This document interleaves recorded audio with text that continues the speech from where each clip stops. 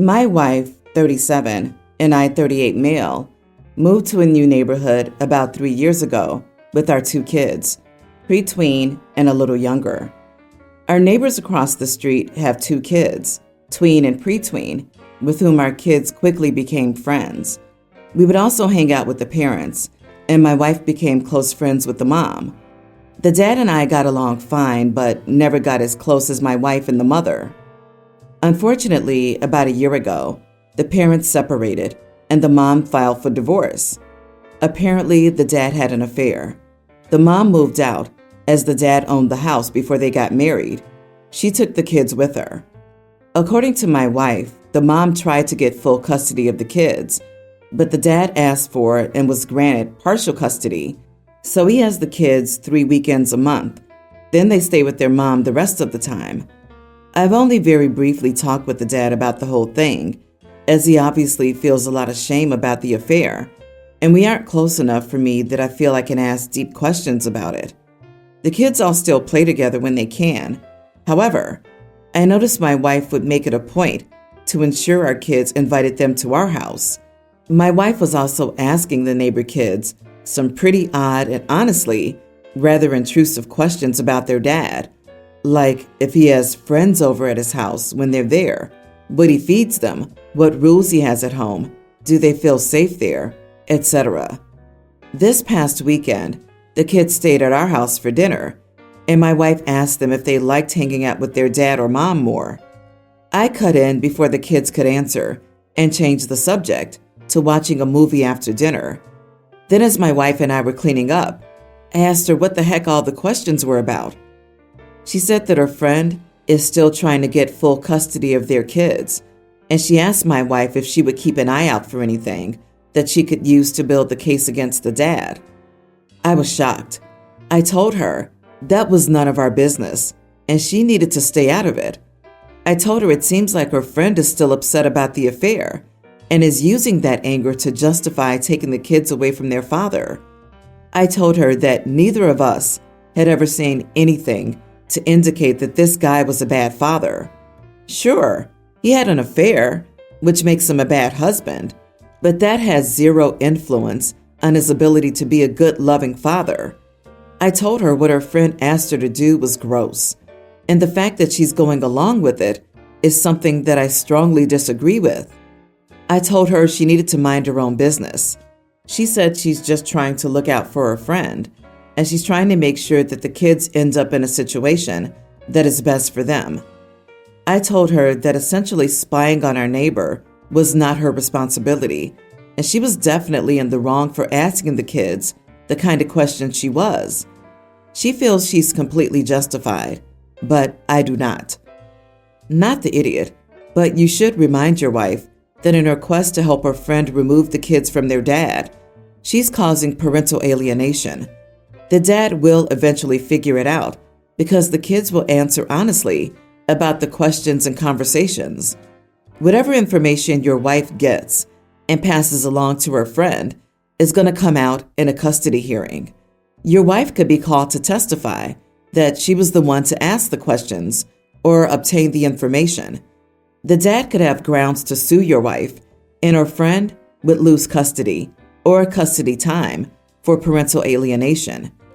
Your wife's mission is going to negatively affect her family because your kids are going to be upset when they lose their friends because the father won't let them be around your wife when he figures out what she's doing. And you potentially face legal bills if the dad decides to sue your wife. Even if he loses, you still have to pay a lawyer to represent your wife. Your wife doesn't think there are any ramifications for her or you or your children, and there are serious ones. Your wife is obsessed with helping her friend and is willing to risk her own family's well-being to do it. She needs therapy. You do not want to mess with the court. If I found out that someone had made a project of getting my kids taken away and was actively working toward it, I would be doing everything legally within my power to visit as much harm and consequence on them as humanly possible. I would mess up that person's crap as much as I could manage in court, in the community, with their job, you name it. And I'm normally pretty mild. This is a line you don't cross, and OP's wife is playing with fire here. And while I'm sure it's fun to dive into the drama and play spy, this could get a lot nastier than I think she's considering. Using the kids as pawns in a divorce is wrong, and that's what your wife is doing on behalf of her friend. Ask her how she'd feel if someone asked your kids those questions. Ugh! As much as I hate to say it, because I despise people who have affairs, if the dad is not abusive, and it sounds like he isn't, both your wife and his ex-wife need to stop this crap ASAP. I, 26 female, didn't get to attend my high school graduation due to getting injured the day before. When it came time for my college graduation, the global issue just started, and no one got a graduation that year. I looked forward to finally walking across the stage in a cap and a gown after completing my master's. My ceremony was Saturday. I've been dating my boyfriend Josh, 27, for close to a year now. Originally, it was planned that he, along with my parents, would attend the graduation ceremony, and we'd go out to eat after.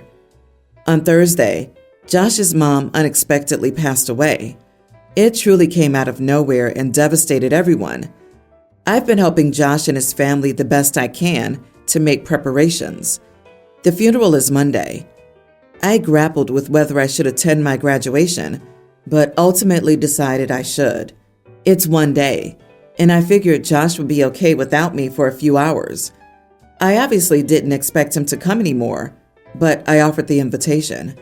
He seemed a little stunned but said, ultimately, he wasn't going to be able to go, and I respected that.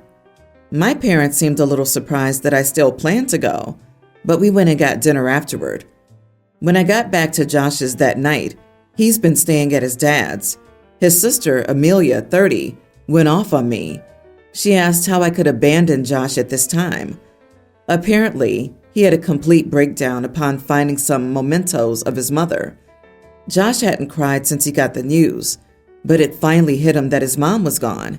He was inconsolable for over an hour. Amelia was the only one there to comfort him.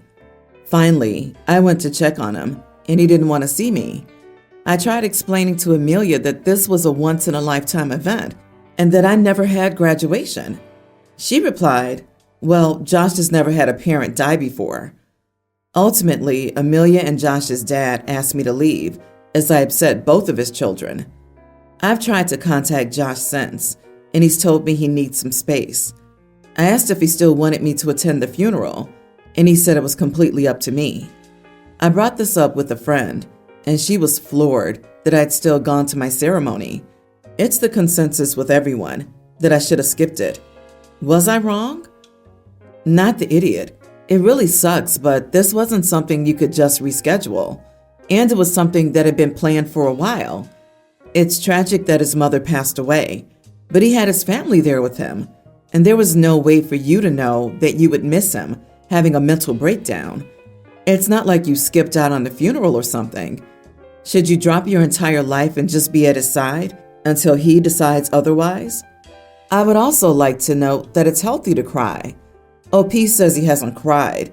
Maybe he was too stuck on trying to be strong around her, and he needed her gone so that he could have that moment to himself to really feel everything and have that incredibly healthy release that he did.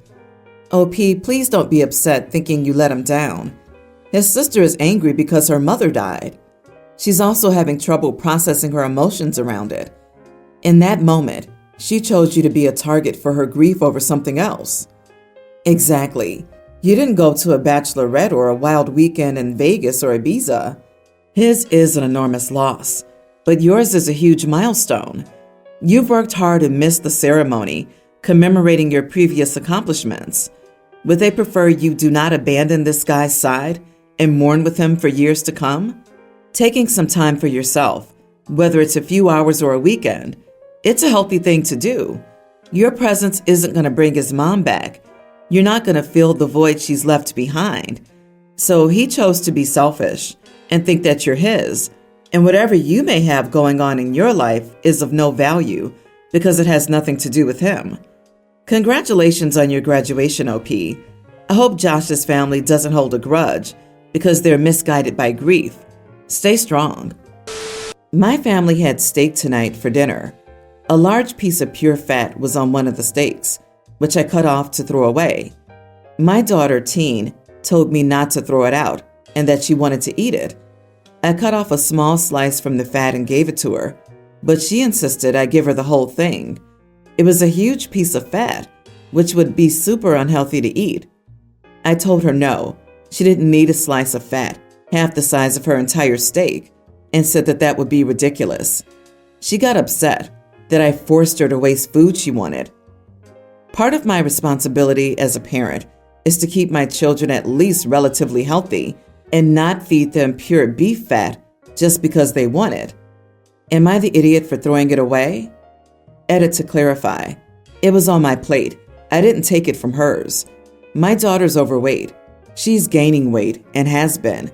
Her diet isn't healthy because she often buys herself snacks and fast food with her own money. Not the idiot. It's not wasted when it's obviously inedible.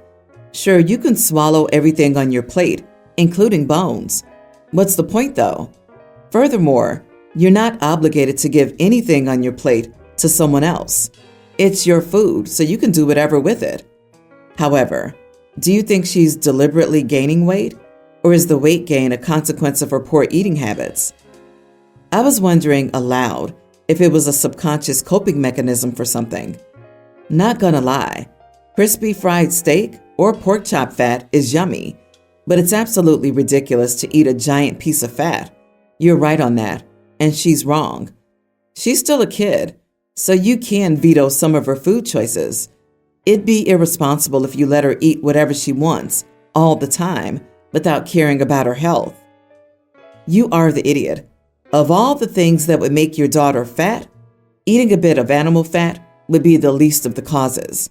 The processed high-carb snacks and fast food your daughter eats are doing far more metabolic damage than fat from regular meat ever could.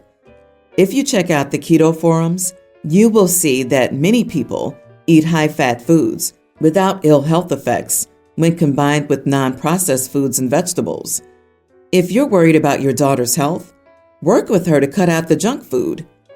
You are the idiot. You're going to give this child a bad relationship with food if you continue to police her diet like this. There are so many ways to keep your child healthy, and a balanced diet is one way of achieving that. I'm sure that eating one piece of delicious fat isn't the huge deal you make it out to be. 100% team daughter here. I, 29 female, was supposed to pick up my niece, Sophie, pre-tween, from elementary school and spend a day with her. It was all mentioned before to the school, and I picked her up a few times before. Sophie was running towards me, but unfortunately, she tripped and fell down. Her knee was bruised, and she started crying like crazy. I took her to the nurse's office immediately. The nurse was in her early 20s and helped Sophie clean up her wound and dressing. I tell my niece a lot about my line of work, so she asked if she was going to need stitches. If so, how many, and what kind, etc. The nurse was impressed. She showed Sophie a few items of equipment she had and asked if Sophie wanted to be a nurse like her. Sophie said no, she wanted to be a doctor like her aunt, aka me. The nurse got a bit upset and asked me why I didn't say anything about this. I was honestly confused. I was like, why would I need to even mention it? I even threw in a compliment saying she was quite good at her job, and I enjoyed witnessing a professional at work. She said I was being too generous with my comments. I told her I was being honest and thanked her for taking care of Sophie's knee. Right when Sophie and I were leaving, she said she'd never be able to guess my line of work correctly because I look better than most of my colleagues. I thanked her again and said I appreciated her help. She said I still owed her for not telling her my job and that it felt like I was testing her deliberately, trying to see how she was doing. I apologized and said that's not what I meant and that I knew she could do her job well. She said maybe I could find a way to make it up to her properly. And I was like, sure, but Sophie and I need to go now. I don't know if I was rude, but this had me thinking, should I have told her about my job? she was hitting on you, and all you said was, "Thank you"? You are absolutely not the idiot, but 100% oblivious to her flirting with you, LOL. Poor Sophie is going to have to take one for the team and go down again so you can meet that nurse again. Plot twist. That's why Sophie tripped in the first place. I relate so much. 6 years ago, I was hanging out with a colleague outside of work more often. We'd sometimes just hang around, talking for an hour or so after work, or we'd go to dinner together at a nearby restaurant and talk about everything and anything, including our childhoods, our hopes and dreams for the future, how many children we'd like to have, etc. I really enjoyed it. I thought it was a bit weird that my colleague chose to hang out with me so much. I mean, why me? But I figured they were somewhat new in town and didn't know many people, so they were lonely, and my company was better than being alone. I was so shocked the first time he tentatively reached out to hold my hand when we were hanging out at his place, eating pizza. So many dots connected in my mind at lightning speed. The possibility of him ever being interested in me had just been so far off my radar. Anyway, we're married now. Anyway, she was definitely flirting with you. This is hilarious. I hope you'll update us, especially if you decide to go out with her. Update. I can certainly see it now. Honestly, this is embarrassing. Well, I am in fact bi, single, and she stands a chance.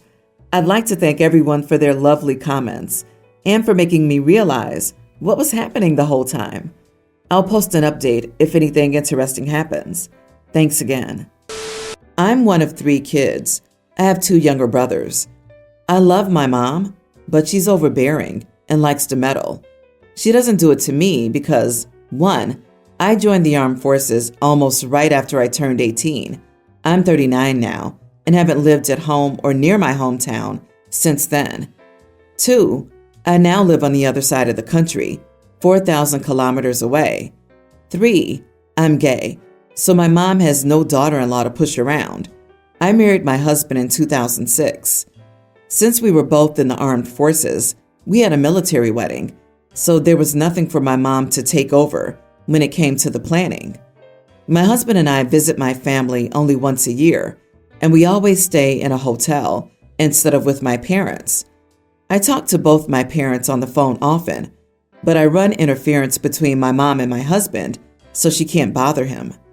It also helps that neither I nor my husband have social media, so she can't spy on us with it, and we don't want kids either. It's a different story for my brothers. Neither of them has boundaries with mom. They let her walk all over them and their wives and girlfriends. Mom has keys to their houses, and she insists they live in the same neighborhood as her and dad, as close to them as possible. My brothers have been married before. Both of them are divorced, and one remarried. Mom took over the wedding planning. She meddles in everything, including how they raise my nieces and nephews. My other brother was engaged to be married again, but the relationship ended before the wedding. My mom's meddling and control contributed to both my brothers getting divorced and the end of my brother's engagement. She's involved in their daily lives and definitely butts heads with any women my brothers get involved with. My brother, who's divorced and remarried, complained about mom's interference with me the last 3 times we talked. My brothers complained about that, but it was almost the only thing he talked about.